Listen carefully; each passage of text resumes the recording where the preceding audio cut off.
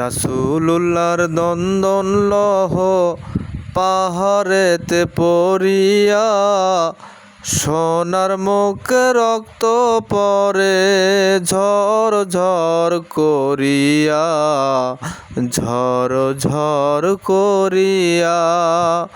রাসূলুল্লাহর দন্দন লহ পাহাড়েতে পড়িয়া, সোনার মুখে রক্ত ঝরে ঝর ঝর করিয়া, ঝর ঝর করিয়া।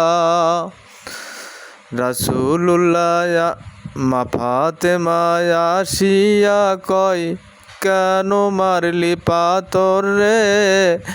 কি দোষ করেছে আব্বা তোদেরও কাছে রে, তোদেরও কাছে?